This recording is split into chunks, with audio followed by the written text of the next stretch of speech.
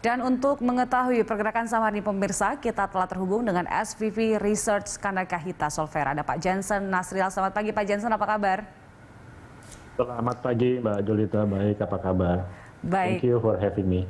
Baik, Pak Jansen, ini untuk Bank Indonesia telah memutuskan untuk menahan suku bunga. Apakah bisa mendorong IHSG kita pada hari ini, di akhir pekan ini?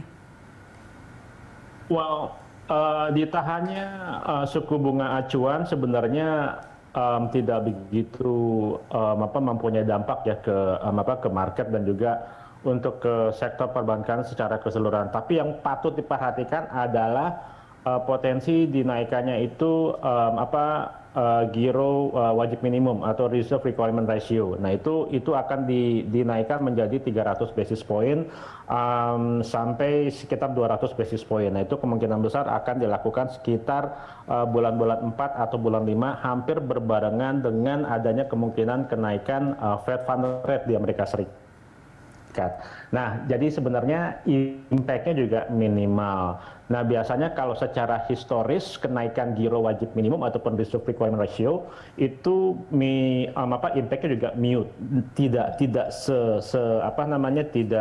sebesar yang dikhawatirkan gitu. Yeah. Dan justru malah kalau kita melihat dari sisi likuiditas dari loan to deposit ratio kita juga masih mencerminkan ekstra likuiditas, despite kalau misalnya reserve requirement ratio ataupun giro wajib minimum itu dinaikkan.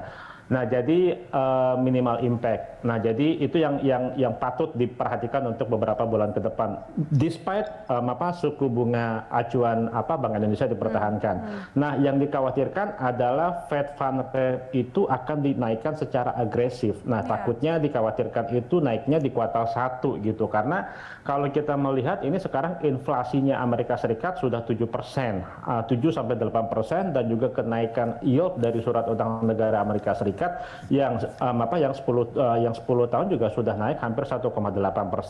Nah, ini yang dikhawatirkan akan menjadi agresif tindakan yang dilakukan oleh the Fed untuk menaikkan suku bunga. Nah, di satu sisi kalau kita back ya ke share screen ya, mohonnya ke share screen. Silakan, nah, ini kalau kita melihat valuasinya dari S&P 500 maupun valuasinya Dow Jones, ini valuasinya itu historical high.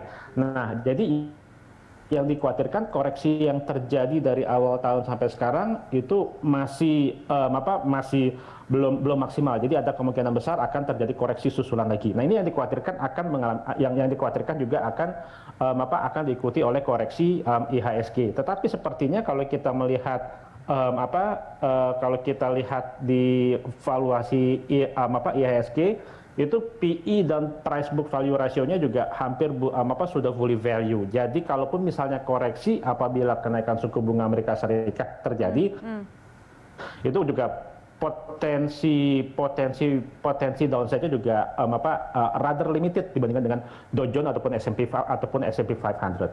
Oke, tapi seberapa dalam nantinya akan ada koreksi susulan ini, Pak Jansen?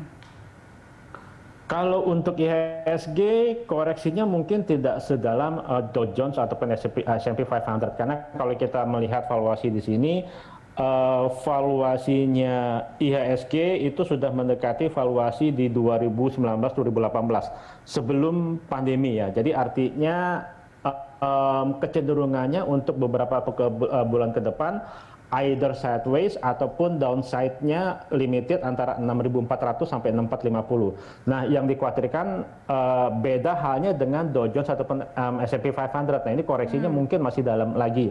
Nah, tetapi seperti kita katakan sebelumnya, kalaupun terjadi koreksi besar di Dow Jones ataupun di S&P 500, tapi downside-nya juga sudah limited karena valuation-nya is not as expensive Dow Jones ataupun S&P 500. Itu yang pertama. Lalu yang kedua, dari sisi inflasi secara year on year Indonesia itu masih lebih rendah, di bawah 2%. Jadi artinya real yield-nya itu masih positif. Beda halnya dengan real yield-nya Amerika Serikat. Kalau real yield-nya Amerika Serikat justru negatif. Jadi ada kemungkinan besar masih ada ada capital inflow dari asing. Jadi kemungkinan besar sih IHSG juga downside-nya sudah sangat limited antara 64 sampai 6450. Oke, masih bisa bertahan setidaknya di atas level 6.000 Pak Jansen. Tapi ini bisa langsung kelihatan koreksi signifikan atau secara bertahap, Pak Jansen? Koreksinya pasti bertahap sih, dan kecenderungannya IHSG masih sideways. Nah, tetapi kalaupun misalnya koreksi, justru kita manfaatkan untuk koleksi saham-saham yang mana sumbernya inflasi datangnya inflasi gitu. Jadi sumbernya inflasi itu sebenarnya adalah komoditas. Jadi kalau misalnya terjadi koreksi IHSG antara 6450 sampai 6500, nah itu boleh dicermati saham-saham yang memang datangnya sumbernya inflasi seperti komoditas ataupun saham logistik seperti Temas gitu ya, ataupun saham saham batubara seperti Adaro Energi ataupun juga saham yang berbasis nikel. Karena ketiga saham tersebut itu kendalanya itu masih terjadinya disrupsi di supply di jalur supply. Nah, jadi kita fokusnya ke sumbernya inflasi. Sumber inflasinya itu datang dari mana? Yaitu dari komoditas dan logistik. Nah, itu kalau misalnya IHSG mengalami koreksi antara 6450 sampai 6500. Oke, baik. Pak Jansen, kalau kita lihat ini tampaknya indeks masih akan bertahan dari sentimen-sentimen inflasi ini, baik dari dalam dan juga luar negeri, tapi akan bertahan nggak ditambah dengan sentimen dari banyaknya kasus COVID-19 yang bertambah? Untuk hari ini saja setidaknya ada 1.000 kasus.